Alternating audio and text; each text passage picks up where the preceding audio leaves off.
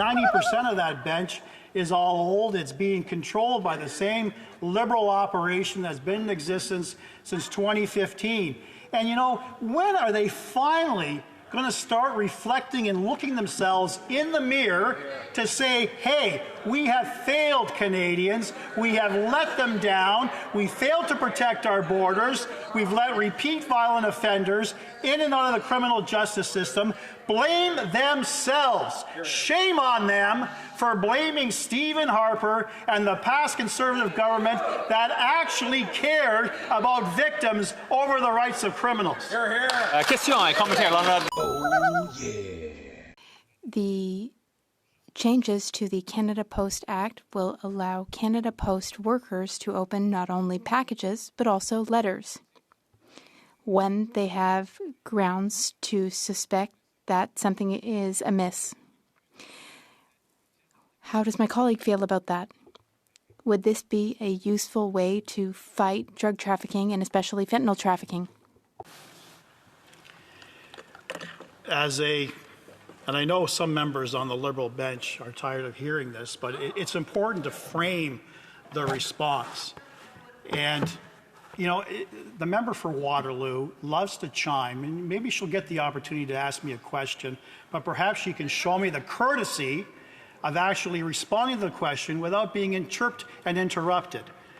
But as you're doing right now, in my previous capacity, Mr. Speaker, not only was I a prosecutor, I was a defense counsel. And I will fight with every last breath the charter rights, freedoms of every Canadian. And what I find very, very concerning is that there ought not to be a choice, as this government has framed Bill C-2, a choice between protecting civil liberties and law enforcement. And I'm sure I'm going to hear a question about, oh, but all the police associations are all in favor of Bill C-2. Well, of course they are. They've been pleading and begging for some legislative relief from this government for 10 years. So it's one small step. Questions and comments. The honourable member for Sherwood Park, Fort Saskatchewan. Thank you, Mr. Speaker. I want to congratulate the member on his speech and his excellent work on this. One of the things I noticed talking to people in my riding and in other places during the election was just how frustrating it is for people who work in law enforcement when they see the failures on crime of this Liberal government. You've got people who go out, work hard every day, risking their lives to try to keep the rest of us safe. And that when they catch someone involved in crime, very often they're released on bail, even if it's a repeat violent offender. I wonder if the member can share just a little bit about how the approach the Liberals have taken is impacting law enforcement and what the response has been to the actions of this government by those who work on the front lines. No, member for Brantford, Brent South Six Nations. I thank my colleague for that excellent question, Mr. Speaker. In my capacity as a shadow critic for Justice and the Attorney General, a position that I've had for almost a year now, I've had the opportunity of traveling right across this great country. I have spoken with local law enforcement. I have spoken with presidents of police associations. I've spoken with chiefs. I've spoken with provincial and territorial attorney generals. They are all unanimous in their frustration with this Liberal government.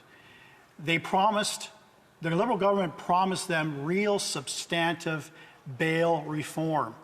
They were so proud when Bill C-48 was passed into law, which was nothing more than a Band-Aid on a serious issue. They are frustrated, they are demoralized, they want more relief that this government refuses to give. Questions and comments. We'll go to the member for Waterloo.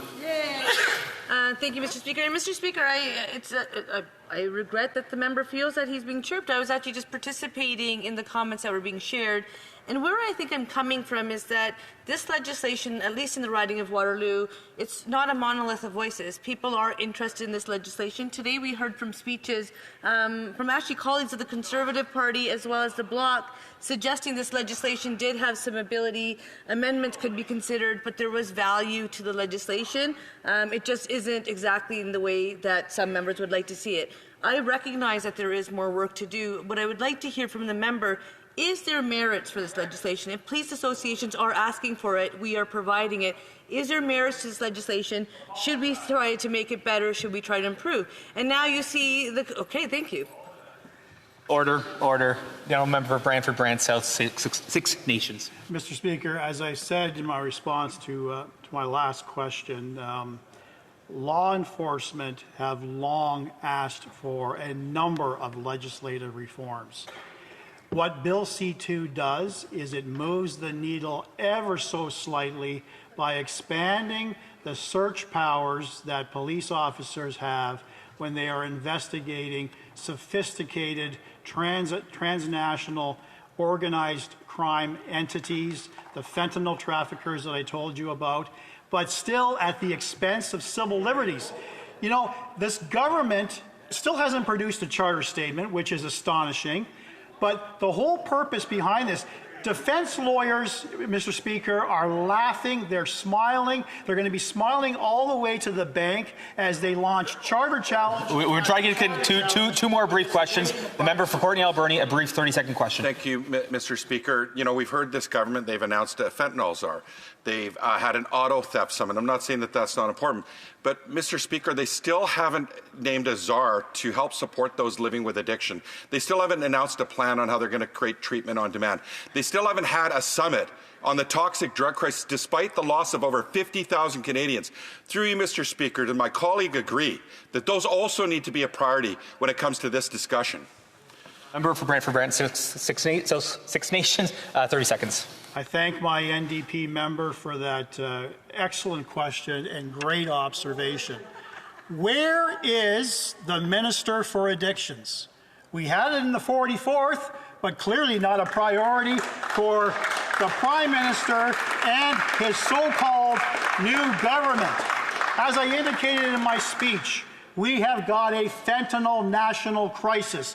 People are dying every day. There's blood on the hands of all of those Liberal members for showing such disrespect to those struggling with these addiction measures to ensure that there's adequate representation at a national level. Question et commentaire. Questions and comments. The honourable member for Salaberry-Soulanges. They talk about more power to the Coast Guard to document and observe situations. Does he think this is a good tool to hunt illegal arms? A very quick response from the member for Brantford. Yes, I do believe that there is value in arming our Coast Guard with additional powers. I toured the Port of Vancouver recently, Mr. Speaker, and I was appalled to learn of the clever ways that criminals and organized crime are smuggling drugs and weapons into our border with basically zero ability of the Coast Guard and law enforcement. That does bring us to the end of that time. Resuming debate. Oh, yeah. Go. Mr. Prime Minister, Mike Myers, what are you doing here? I just thought I'd come up and check on things. You live in the States. Yeah, but I'll always be Canadian. What?